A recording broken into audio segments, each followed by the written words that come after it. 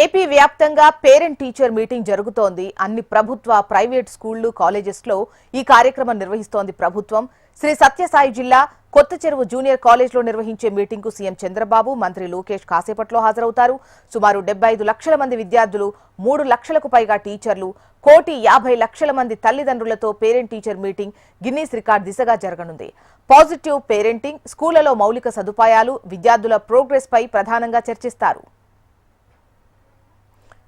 ఇక ఇవాళ ఏపీలో జరగబోయే పేరెంట్ టీచర్ మీటింగ్ పై డీటెయిల్స్ మనకు ప్రవీణ్ అందిస్తారు. ప్రవీణ్,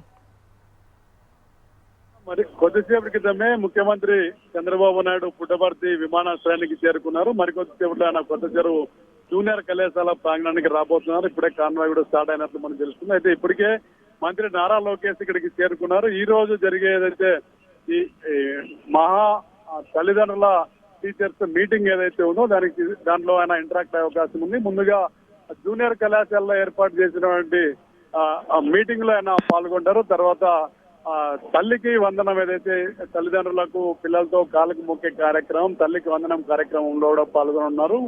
ఒక మహిళలతో కూడా ఆయన ఇంటరాక్ట్ అవుతున్నారు. ముఖ్యంగా ఏదైతే ఈ తల్లికి వందనం నిధులు ఎంతమంది పిల్లలు ఉంటే అంతమందికి సంబంధించిన నిధులు తల్లుల ఖాతాలో జమ చేసిన నేపథ్యంలో తల్లుల నుంచి వాళ్ళ ఫీడ్బ్యాక్ కూడా ఆయన తీసుకొని ఉన్నారు. తర్వాత మధ్యాహ్న భోజనం, సహపంక్తి భోజనంలో కూడా ఇక్కడే కొత్తరు ప్రభుత్వ పాఠశాలలో ఆయన పాల్గొంటారు. తర్వాత జూనియర్ కళాశాలలో జరిగే ఏదైతే బహిరంగ సభలో కూడా ఆయన పాల్గొన్నారు. ముఖ్యంగా పాఠశాలలో నాణ్యమైన విద్య, అదేవిధంగా విలువలతో కూడుకున్న విద్యతో పాటు ఈ గంజాయి ఏదైతే మాదక ద్రవ్యాలు దానికి సంబంధించి ఆయన కొంత మాట్లాడే అవకాశం కూడా ఉంది.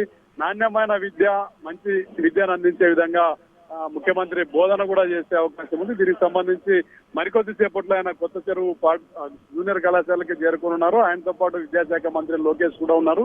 ఈ మధ్యాహ్న భోజనం అయిన తర్వాత ఈ రోజు గురు పౌర్ణమి సందర్భంగా ఆయన పుట్టపర్తిలోని ప్రశాంతి నిలయానికి చేరుకుని అక్కడ సాయిబాబా మహాసమాధిని కూడా దర్శించుకునే అవకాశం ఉంది. కార్యక్రమాలు అయిపోయిన తర్వాత తిరిగి ప్రత్యేక విమానంలో విజయవాడకు వెళ్లే అవకాశం ఉంది. అయితే ఈ రోజు ప్రభుత్వం ప్రతిష్టాత్మకంగా చేపట్టిన ఈ కార్యక్రమాలను కూడా కొత్త చెరువులో ప్రారంభమవుతున్న నేపథ్యంలో ఇప్పటికే అన్ని ఏర్పాట్లు కూడా పూర్తి చేశారు. పూర్తి స్థాయిలో అధికారులు ఏర్పాట్లన్నీ కూడా చేశారు. పటిష్టమైన పోలీసు బందోబస్తు కూడా ఏర్పాటు చేయడం జరిగింది. ముఖ్యంగా విద్యా వ్యవస్థలో సమూల మార్పులు తీసుకురావడం, ఇప్పటికే చాలా మార్పులు వచ్చిన నేపథ్యంలో ఈ విద్యా సంవత్సరం ప్రారంభంలోనే యూనిఫామ్ తో పాటు పిల్లలకు సంబంధించిన పుస్తకాలు, కిట్ అందించిన నేపథ్యంలో వారి నుంచి ఫీడ్బ్యాక్ తీసుకోవడం, అదేవిధంగా పాఠశాల నిర్వహణ ఏ రకంగా ఉందనే వీటన్నింటి నుంచి కూడా తల్లిదండ్రుల నుంచి, విద్యార్థుల నుంచి ముఖ్యమంత్రి ఫీడ్బ్యాక్ తీసుకునే అవకాశం ఉంది. చూస్తున్నాం. రైట్ ప్రవీణ్.